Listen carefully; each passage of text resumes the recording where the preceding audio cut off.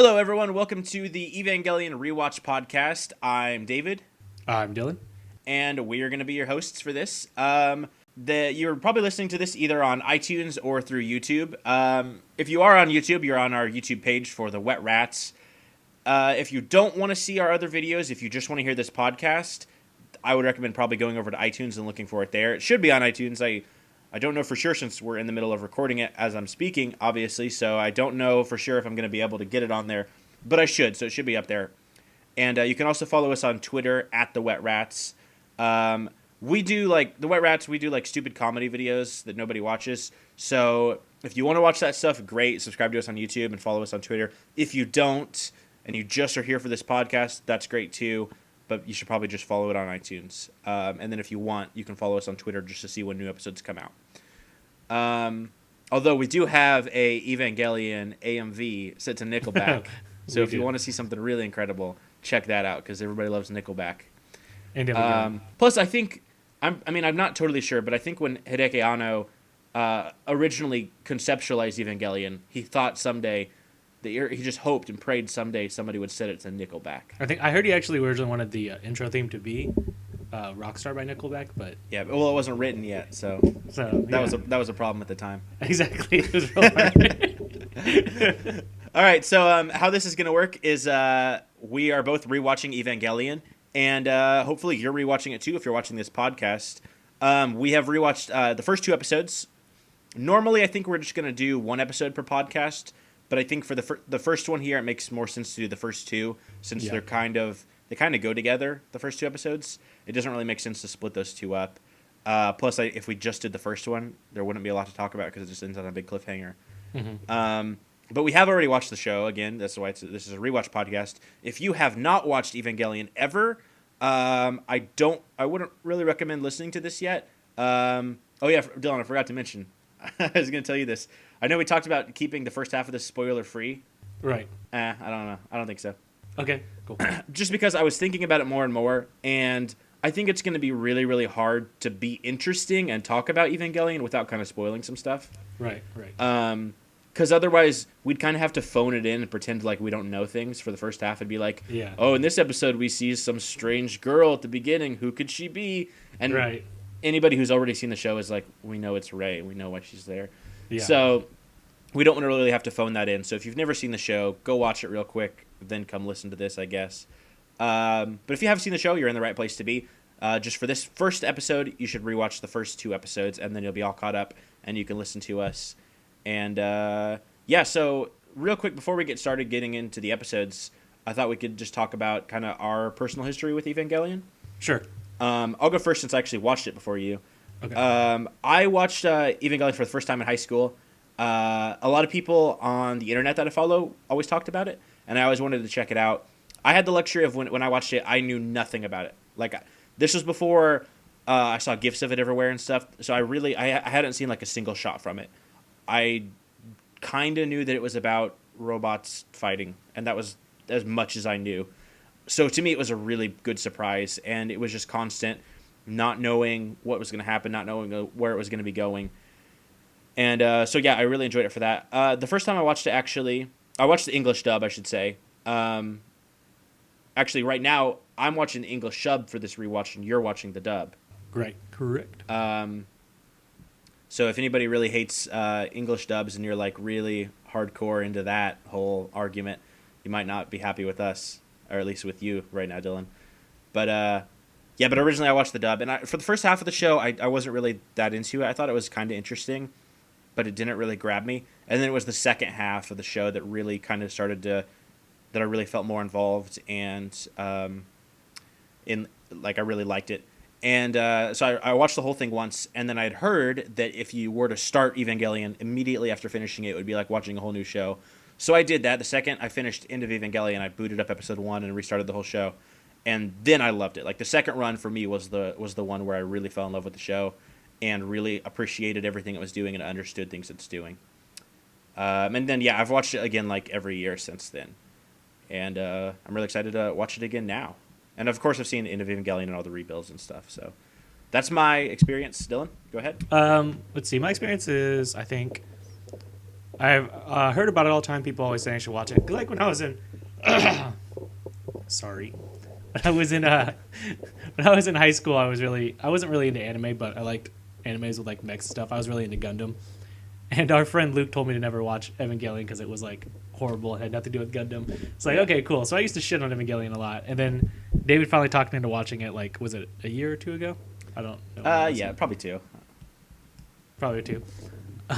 I started watching it subbed, which was a horrible mistake because I was watching it subbed while I was doing homework and other stuff. So I just eventually fell off of it. Then picked it back up, and I thought it was really, really good. I didn't watch it a second time through like David did. But a lot of it was just trying to get the rebuilds because I thought the rebuilds looked so amazing. So you've never seen Evangelion more than once? No. Oh, this wow. will be my second watch through. Okay, cool. That's really cool. Yeah. So I'm looking forward to it. Catching a lot of stuff I didn't notice before. Yeah. I'll say real quick, just on that note, I wanted to go into some more stuff, but just really quick for that. I remember the first couple episodes are a big info dump. There's a lot of stuff going on for the first time watching it. And this might not have been the same for you, because in the first Rebuild movie this happens too, but I watched the show back-to-back before watching the Rebuilds. But I remember when I rewatched the show and rewatched episode 1, on the opening, one of the opening shots is Shinji at the phone booth, and he looks across the street and sees Rei standing there.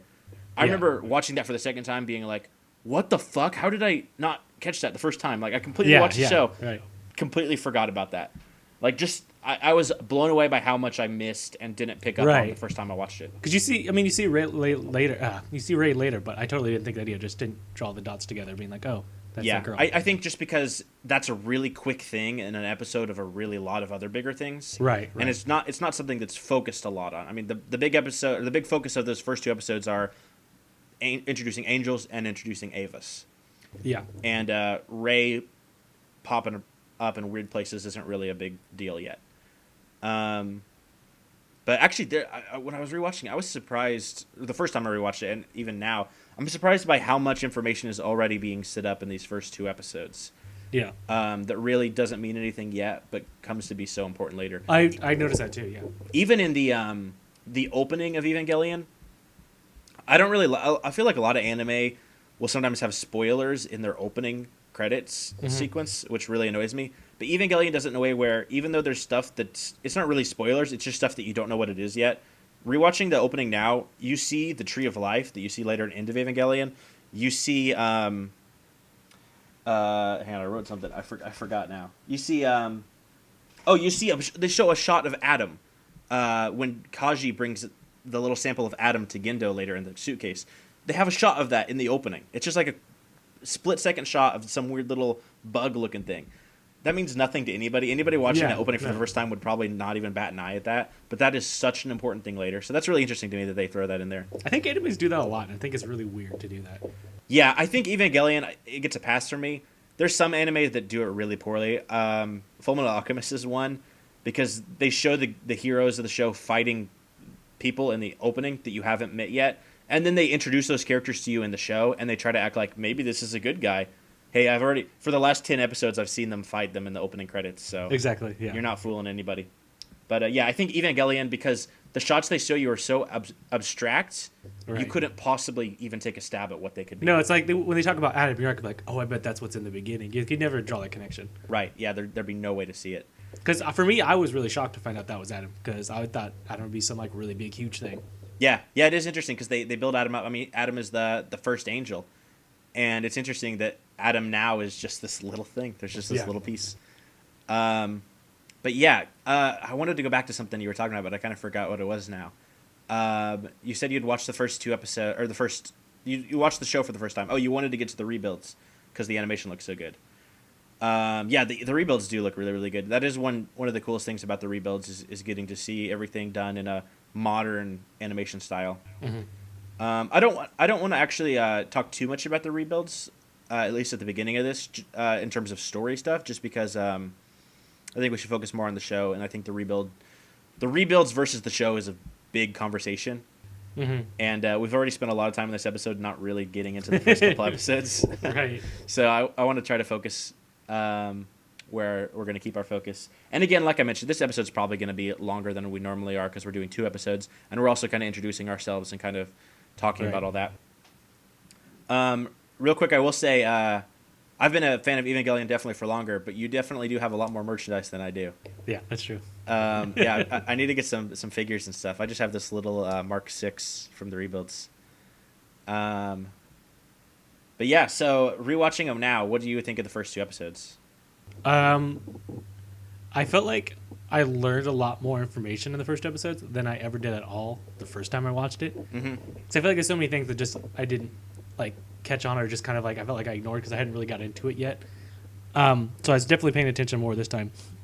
One interesting thing I should mention, I did. I don't know if I'll keep doing it, but the subtitles were left on when I was watching it, so I was comparing what the subtitles were to what they were saying. Okay, so it was like the English subtitles of the Japanese language, but there was also English dubbing? Yeah, I had the English dubbing on it, then I have the Japanese, or the not Japanese, but the English subtitles on it as well. But the English subtitles weren't matching the English dub dialogue, though. Not necessarily. Sometimes it was close, and sometimes it's just like, this makes more sense for them, this makes more sense for us. But there were certain things, like one that specifically noticed was when they call it the 09 system. Mm-hmm. What's her face? The blonde-haired girl. Ritsuko Akagi. Yeah, Ritsuko explains it being like it's 09, like in Oni, the Japanese devil. Mm-hmm. But they don't say that at all in the dub. They don't even mention it. I mean, in the English subtitles, they don't mention it at all. That's interesting because, like I said, I've only ever watched the dub.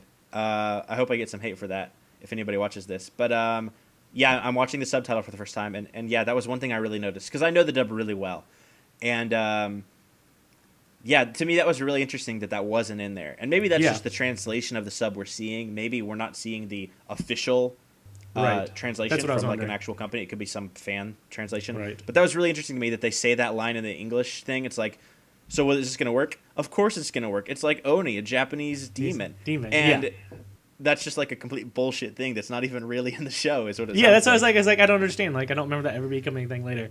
And I don't know if like it was just supposed to be a pun that they felt they had to explain to American audiences. That could be. And when it was in Japanese, they just say 09, and you're just like, oh, I get it, Oni. That makes sense. Maybe they needed to add the line explaining it here because Japanese people would just get it inherently and they didn't need it explained through dialogue. That makes sense. But I still always thought that was goofy. It's like, is it going to work? It has a 0.0000009 chance of working. But it's like a Japanese demon. Yeah. Okay, so that means it's going to work? Yeah. I mean, I could say it's like anything. It's like a pizza. That doesn't mean it's going to work. Yeah, it's like, no, we named it after a demon, not because 09, like it wouldn't work. It just I think that's a lot of times when like the dialogue comes off really cheesy sometimes. Yeah. And the dub, I think that's why it comes off cheesy sometimes, because they have to feel like they have to over-explain something. So it just sounds kind of stupid. That's true. Actually, real quick, on the dubbed versus subbed, because I know there are a lot of people that really, really feel strongly about not watching dubs for anime. I understand where people are coming from because, especially, I think early on in Evangelion, the dub is kind of rough, particularly Shinji's voice, I think, early on. Especially in that first episode. I remember one part in particular when they go in to see Unit 1 for the first time and the lights turn off. And Spike Spencer yelling, I don't even remember what he says, but something like, who turned off the lights? And it's like so unnecessarily excited. And it doesn't sound like that at all in the Japanese one. It's more just like, huh? Why did the lights go out? Yeah. And it's so I can understand where people are coming from. But I do think, especially as the show goes on, the actors really settle into the roles better. Right, because you got to find your characters better, you know? Yeah. And I'm sure the description for Shinji was like a really whiny boy. So he just became a really whiny boy. Definitely, yeah. And I also think at the time, when those English voices were recorded, voice acting wasn't really, or like anime voice acting stuff wasn't really cared about in the United States. Anime's been big in Japan forever. But like when Evangelion was being dubbed here, even if there was anime here in the States, it was mostly like kid shows. So I imagine most of those actors went into this thinking, A, I need to be entertaining for children, like loud and annoying, and B, this gig doesn't really matter. I'm just probably not getting a lot of money for this. I'm doing some crappy little anime show. They weren't aware of how big of a thing Evangelion was or was going to become in the United States. Well, because I would say the only big thing at the time was Dragon Ball Z is about the same time as that was going on, right, on Toonami? Yeah. And I mean, there's not a lot of whole, call for being an amazing voice actor in Dragon Ball Z. It's pretty lax. So, I mean, I can totally see it just not being much of a standard yet. Well, that and like Pokemon was also airing here. Yeah, exactly. And so it wasn't taken seriously here at the time. No, not even a little bit. It's only really in the last few years here in the United States that it's been more taken seriously. Yeah. Obviously, in Japan, that's different. But, yeah, so I imagine at the time they just didn't really care. I will say, I think in the new rebuilds, because it is almost entirely the same cast of voice actors, for the English dub. I don't know about the Japanese stuff, but I think they really do a lot better. I think Spike Spencer does a really good job as Shinji in the rebuilds. I know people might hate that I said that, but yeah, I think by now he's into the character. Plus, I mean, Funimation has directed the English releases, and I think they just really know how to direct voice actors. Yes, I agree. So I think that's a big difference too. Is I think probably when it was dubbed here, the actors were just kind of put in a room and given lines, and that was What it. studio did it when it was originally here? Huh? What studio originally did it when it was here the first time? I don't know. We should probably know that since we're doing a podcast. But yeah, I don't know. But anyways, let's talk more about the episode. So there is one thing I really don't like about these first 2 episodes that I've never liked, no matter how many times I watch the show. The first episode ends on a cliffhanger. All right, whatever. You had a lot to set up in the first episode. We don't have time for a fight. I get it. Second episode starts. We get like a minute of a fight, and then it cuts. Yeah. And we're like a day later, and we don't see the fight until the very end of the episode. I don't like that kind of stuff in a show. Once we're here, once we've already... You left me on a cliffhanger last time, and now you're not even going to show me the thing you put me on a cliffhanger for. I hate that kind of stuff in a show. If we took so much effort to get here, let's stay here and let's deal with this. You know, even in like Dragon Ball Z, not that that's really comparable to Evangelion, they take forever to get to a fight. But once they're there, they're there. Yeah. And so, yeah, and luckily Evangelion never pulls that trick again, like the entire rest of the show. So it really they just do it this very first time. So it gets a pass. If they ever did that again, I would be really annoyed. But I don't necessarily like that. Well, in the beginning, I feel so stupid because I literally just watched this. Do these show Shinji winning in the beginning of the second episode, or does it just kind of still like really up in the air? No, at the beginning of the second episode, he gets his ass kicked. That's what I thought, because that's what makes it seem like they keep saying he protected him and like, oh, poor Shinji. It's like, that's so weird because they're so hard on him before. So it makes it seem like everybody's like, he might have lost the thing, but he like at least put it off somewhere, like, you know, bought some time. So I think what they're trying to go for is make it seem like Shinji didn't really do anything, and then at the end you're like, oh shit, Shinji's like a badass. And well, actually though, to think about, like, Shinji didn't do anything. Not really, because at all. he failed the battle. He actually lost the battle, and the reason the battle was won was because Unit 1 went berserk. And so that's how the battle was actually. Did they name the parts of the episodes? Because I noticed the title card on the second episode said Beast or whatever. I noticed that too, because when I started this podcast, I was going to say, we watched episode 1, here's what it was called. We watched episode 2, and here's the title of it. And then when I was watching episode 2, I was like, oh, okay, so this one's called Unfamiliar Ceiling. And then halfway through, it's like, oh, wait, it's called The Beast? The Beast? Yeah. I was confused by that. Yeah, I'm not sure. So I just decided to just call them episode 1 and 2. Okay, because I was going to say a thing. Was like, I love the episode title, Unfamiliar Ceiling. I was like, wait a minute. Is this called The Beast? I don't know what this is called anymore. Yeah, and actually because I remember that the English one, I think, is called Unfamiliar Ceiling. But the when I watched it with the Japanese dub, it had a different title. I think it was something ceiling. It was similar, but it wasn't the word unfamiliar. It was like something similar. I do like that reoccurring thing, though, the unfamiliar ceiling thing. Yeah, they set that up pretty early on. Again, there's a lot that we already see set up here. So I wanted to talk about a few of those things. Hang on, I'm checking my notes here. So, there is one thing I really like about the show. I think it's great when a show, especially a show that has a lot of action and crazy stuff later, I think it's great when it has kind of a slow start. Yeah. And I really love the opening of Evangelion. It's just really slow. There's like locusts chirping. It's like shots of Tokyo. You see something kind of swimming underwater, but you don't know what it is. And then you slowly start to see all these military things sitting up. I think that's a great opening. It doesn't immediately start with like bombastic music. Right. And people like screaming, like, we need to kill this thing. We get to that a little later, but it really knows how to take it easy when it first starts. I really like too. It kind of slowly introduces characters into it too, because really when you think about the first 2 episodes, the only characters you actually kind of get to know is just Shinji and what's her face? Misato. Okay. Yeah.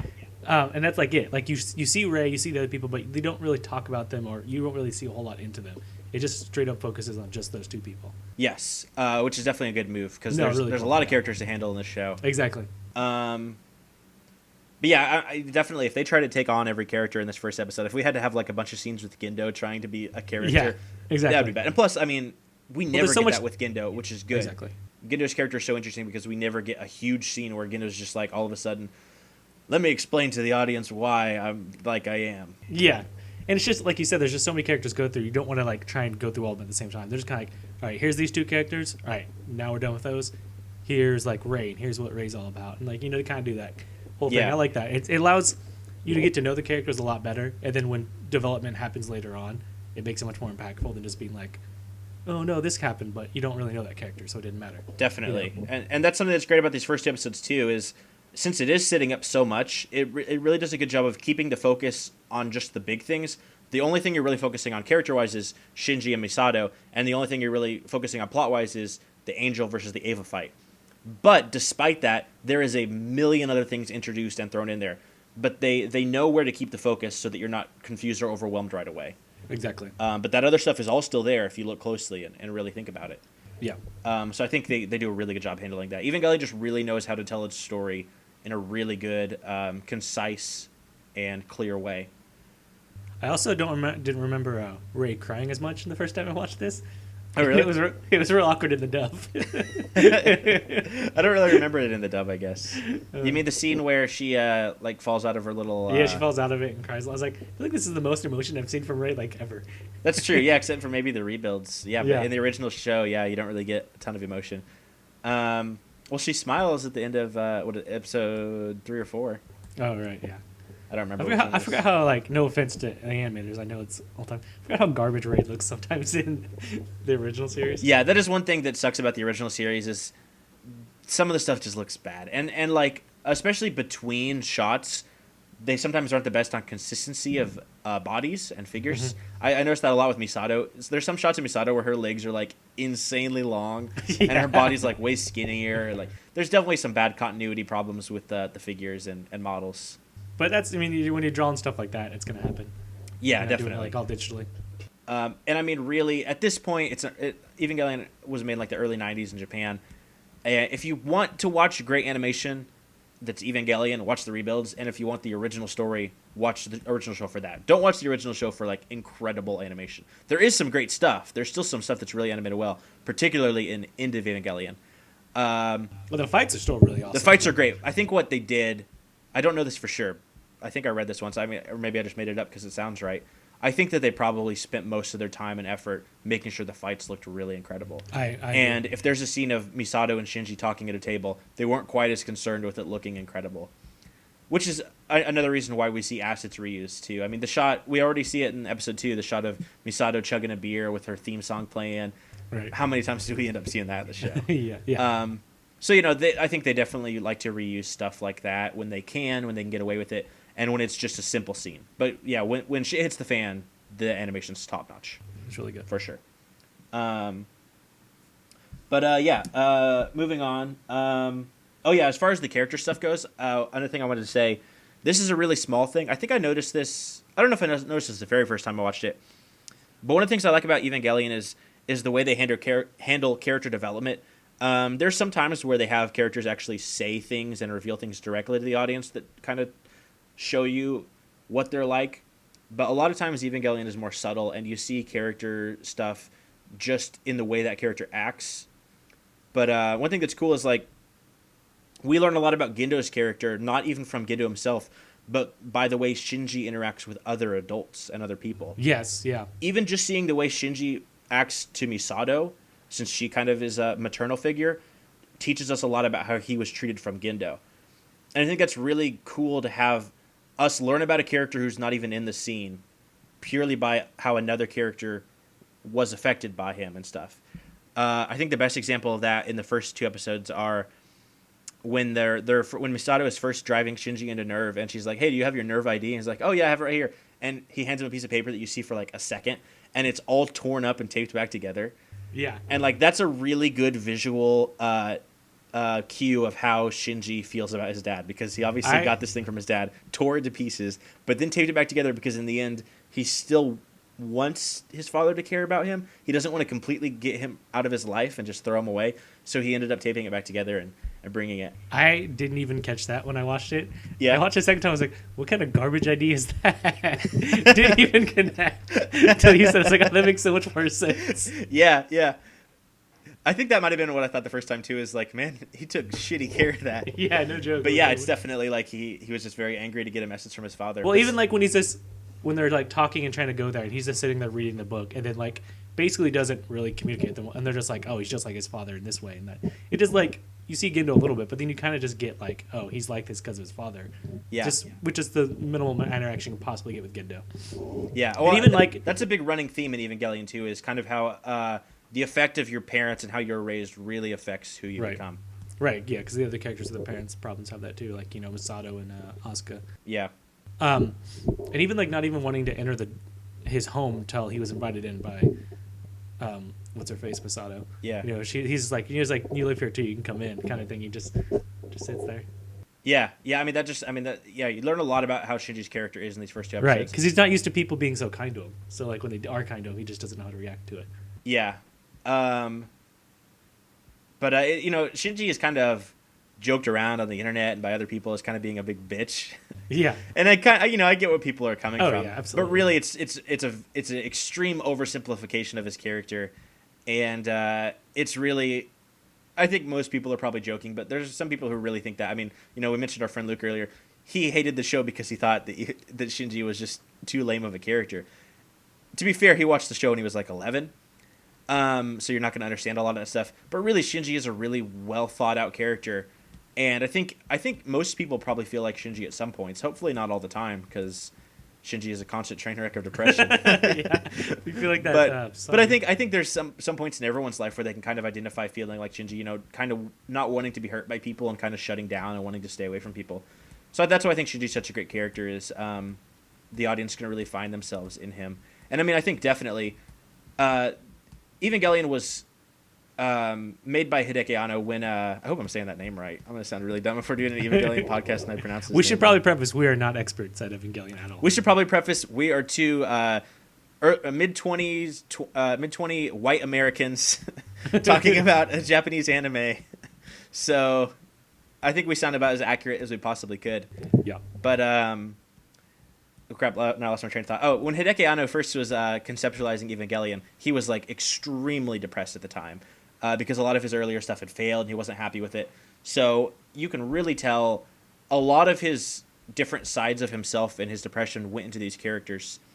Not even just Shinji, but I think especially, I think really kind of everybody. Like Asuka and Rei and Shinji and Misato, they all have similar things about them. They all kind of choose to handle it differently. And I think Anno really put a little bit of himself in every single character in the show. Yeah, maybe a lot of himself, really. When you gotta think about it too, is like Shinji, as you can see through the show, is like kind of a loner guy. Like you'd always see him kind of on his own, doing his own thing, listen to his tape, kind of wanting to be left alone. Then all of a sudden, he has to like pilot this Eva and try and like basically save the world and have all his attention that he just never really wanted. So Gorge is gonna be kind of like bitchy or not really like immediately accept the challenge, because that's kind of like, this is not your typical anime where like some character finds out they're like this all-star amazing person and like goes with that head forward. It's supposed to be like this kid is that character, but he doesn't want to be that character at all. Right. I mean, he just wants to be left alone. Because even when you have that's one of the reasons I like Evangelion. I should say real quick is it's very deconstructive of expectations and tropes and cliches you've seen in other shows. And yeah, usually when you get a reluctant hero character, they don't really want to save the world or the galaxy or whatever. But you know what? At the end of the day, they're going to come through.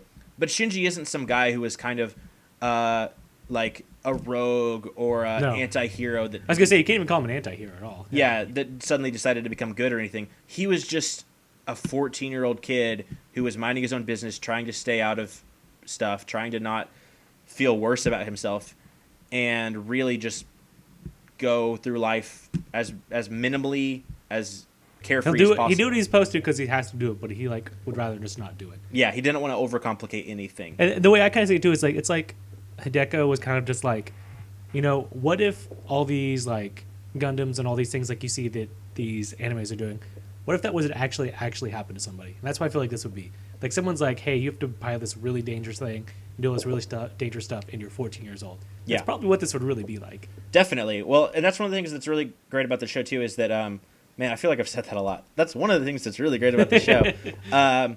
But not only does he do it with that from a literal thing of deconstructing other shows, but Evangelion ultimately is really a metaphor for growing up and kind of accepting becoming an adult and just going through life. accepting responsibility, learning how to handle relationships with other people, Discovering your body. Yeah, that's definitely in there. But so yeah, Shinji is not only literally having to deal with saving the world and people relying on him, which is something he doesn't want to have to deal with and isn't mentally or emotionally stable enough to handle, but he's metaphorically having to accept the fact that he can no longer be a child anymore and he is expected to grow up and be an adult. Which is tough. In the first that's episode, tough they for tell him like anyone. a million times, like, "Hey, you're a boy," or "You need to be a man." Stuff like they tell him that so many times. The first episode. Yeah, definitely. But yeah, I mean that's a. I don't want to get too much into themes like that because honestly, I think we're gonna spend a lot more time later talking about that stuff. Right. So let's bring it back a little bit and finish kind of talking about the episode. There's a couple things that I think are kind of strange in this first episode that don't really, or the first two episodes that don't really matter or anything, but I think they're kind of bizarre. The first one is Pin. well, not Pin. Best character of the show. You want to talk about deep themes and metaphors. Pin is the ultimate key to unlocking it all. One thing I think is really strange about the opening in this episode is we are in Nerve HQ, which is owned by, well, it's owned by Nerve, obviously, but it's kind of run behind the scenes by Seele, and Gendo is kind of taking command of it on his own. But when we first start, we see, like, the regular military is in there, like, leading their forces, and that's really interesting to me because, like, up until this point, because they say, you know, hey, Gendo, it's your time to shine, and then they kind of leave, and military are never there in the rest of the show. So before this started, before they gave Gendo the go-ahead, were the military operating in Nerve HQ, or did they just show up for this operation? That's what because it always made it seem like that the defense force of Japan had nothing to do with Nerve. Yes, but in the beginning, like you said, at the beginning of the episode, they're sitting there. Even one of the head military guys is smoking a cigarette, and the ashtray says Nerve on it. Yeah. So it's like, well, it makes it seem like they operate base with Nerve, but later on in the episode, it makes it seem like they're two different forces that have nothing to do with each other, and the defense force only contacts Nerve when they're like, well, we can't do anything else. Your guys' turn. Yeah, definitely. So it's really weird to see them operating out of Nerve HQ. And there's even a scene, it's when they kind of say, Gendo, you can go ahead. They're in the big, like, maybe this is where they were before, but I think they were in a different room. They're in, like, the big war room that we see so much in Evangelion with, like, the Magi system down below and all the Eva operators around. And they're sitting where Gendo sits later in the show. Yeah. And he is down below them, like, they're addressing him. He has, like, come to see them. So that's really interesting. Well, I'm wondering, just this is, like, purely speculation on the spot. I'm wondering if it was, like, they're like, all right, we're the defense force. And then once they saw they couldn't take down the angel coming, they're like, well, we know we can't take down any other angels. So when they meant, like, okay, your turn, they meant, all right, now this all the next coming angels is now your operation. You're taking over this whole base now. Yeah, or maybe he already had command of the base, but when this angel attacked, they were like, hey, we're taking over for today because we're going to use your base. And then they just left. So maybe they didn't actually run it before. They just kind of showed up and like tried to take command, but then realized, oh crap, we shouldn't have came. Yeah. We're leaving now. Oh yeah, we can't do anything. Which is why I don't understand they even bother trying later on when anything else shows up, because it's like... Yeah, I mean, there's a couple times where I think it maybe slows stuff down and kind of distracts it more than anything else. Yeah. But yeah, they seem... They talk... At least Seele talks a lot about how much budget is being given over to Nerve to repair Ava's. I mean, of course, Second Impact has occurred. Sounds like the world isn't doing the best financially, but we're using so much money for all this stuff. But yet the military is throwing so much money away when they know it has no effect. Yeah, because and they just do more destruction because they keep using those. What is they like the N2 bombs or whatever? Yeah, N2 mines, and they keep even throughout the show you see a million tanks and helicopters continue to get destroyed. I mean, even all the way into End of Evangelion, when the military goes and tries to kill everybody in Nerve, and they're fighting Asuka.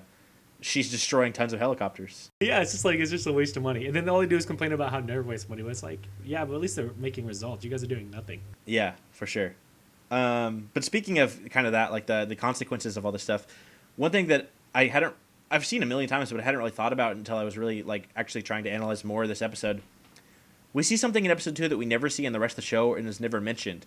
We see the aftermath and cleanup of an Evangelion Angel fight. We see people all over the streets, like with cranes lifting up parts of the units and the umbilical cords and all that stuff.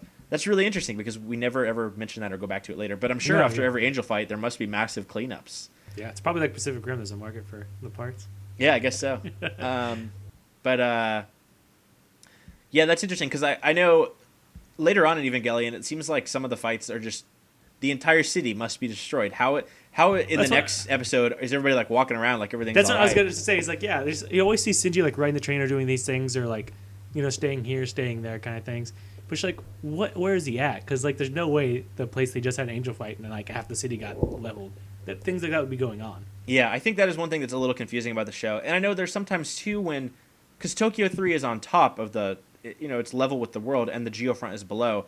But there's also buildings and facilities in the geofront other than Nerve HQ for sure because when in episode 19 when the one angel attacks and Shinji has left, he's not going to work for Nerve anymore. He hides in the emergency shelter that is in the geofront. So yeah, I think it's always a little confusing on exactly where we are. Are we down in the geofront somewhere? Are we on top of Tokyo 3? Well, they also have that showing where like the city kind of lowers, doesn't it? Yeah. For defensive. So maybe when it starts getting leveled, they're not really leveling it much of the city because it's kind of all hidden underground. I think that's part of it too because we see that a lot of the buildings aren't really buildings. They're like just kind of defensive things. We see some of the ones in this episode that are like kind of shields. And later on we see entire buildings like it's pretty soon in an episode coming up where one of the Avas is up on top and it like opens the building like a door and pulls a gun out. Oh yeah, yeah. So there's some buildings that definitely there's not people living in there. They're just there. I think it's supposed to be like a mock city. And Yeah. they just don't really explain it being a mock city too terribly well. But yeah, maybe. But it does seem like the habitable buildings do like come up. It seems like the one when they're hanging below, that's where all the people are going. They like lower below the city. Right. But we know. I mean, we see shots too of them walking around in the streets later on. And like when Shinji goes to school, he's walking to school along the streets. I don't think that's in the geofront. That looks like it's on the surface. Yeah. So I don't know. It's a little confusing. It is. Also, one thing I hadn't really thought about, but I was thinking about this time, in the geofront, it's completely underground. It's not open at all to the above ground because it can't because angels would get in, and they're trying to protect angels from getting into the geofront. Right. I mean, they even say later on in the show there's like tons of plates of steel or whatever. So what's lighting the geofront? The sun ain't getting down there, but they have a ton of trees and water and stuff growing down there.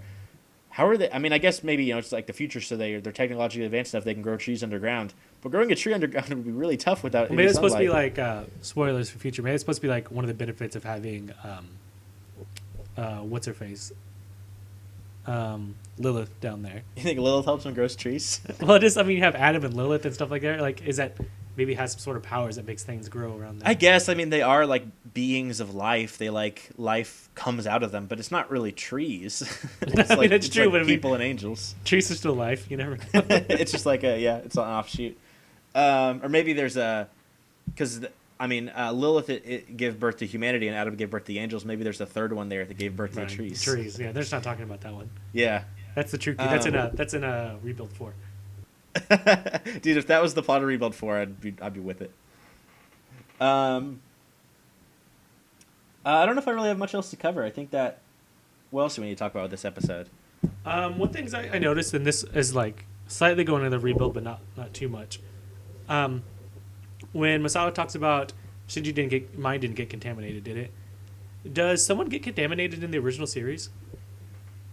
Yeah, later on, but it was interesting to me too to talk about it this early on because I wouldn't have thought that was something they knew could happen at this point. Right. Because I made it sound like this is something we're very familiar with, but I don't remember who gets contaminated in the original series.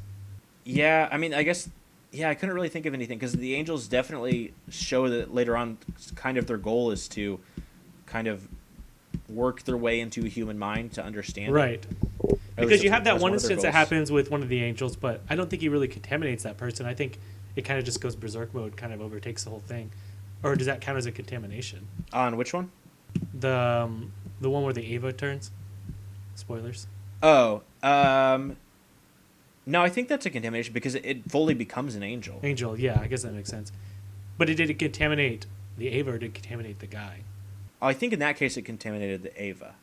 That's what I'm saying, yeah, because I feel like they hadn't really had an instance where it contaminated a person yet. That's true. Which- Well, I mean, I think that it seems like each new angel that comes is using the information from the last one to be better, and because that's why like that one tried to contaminate something, but it only was able to contaminate the Ava. Then later on, a couple angels later, we see it try to like actually get inside Asuka's head, and like it kind of messes her up, and then it does the same thing to Rey later, and so it obviously is getting better at actually contaminating a person, and then it hits its peak when it comes as Karu, and that's like the ultimate sort of contamination because it's not directly forcing itself into someone's mind, it's coming as a person, right, to actually talk to them and understand them the best way. Probe their mind a bit, like in a way that they're more open, like open themselves to. I guess I didn't think of it about like that. Because the thing is, like, I mean, in the rebuilds they kind of do that with Asuka getting contaminated. So that made me wonder, seeing that as like, because how they had the budget problems, and maybe what if they had maybe more of a plan to do the contamination thing and they ended and had to cut it because it didn't work, and maybe that's why he did more of that in the rebuilds then. I don't know. I don't really think that was something they had planned in the original show. I think they pretty much got the ending that they wanted to. I don't think they sacrificed any of the ending. But I don't want to talk too much about the ending yet because I don't know. That's why I was trying to be really vague about it. Yeah, I'm planning on having more episodes than just this one, so we shouldn't talk about the whole show in the first right. Time. I just thought that was weird they brought that up so quickly. I agree. It was weird because it made it seem like that was an incident that had occurred, and they were familiar with the fact that angels would eventually try to do that. And that would be like a common problem they'd be facing a lot, but they just really don't. I guess maybe it wasn't from an angel, but I mean, Unit Zero had gone berserk with Rey inside. We see a little bit of that here. That's how she got injured. And I mean, that was sort of a contamination on her, but it wasn't from an angel. So maybe they know, since angels and Avas are similar, that that both of them would try it, I guess. Yeah, that makes sense. And like it usually happens when they go berserk, is when they become really susceptible to the contamination, isn't it? I don't know about that.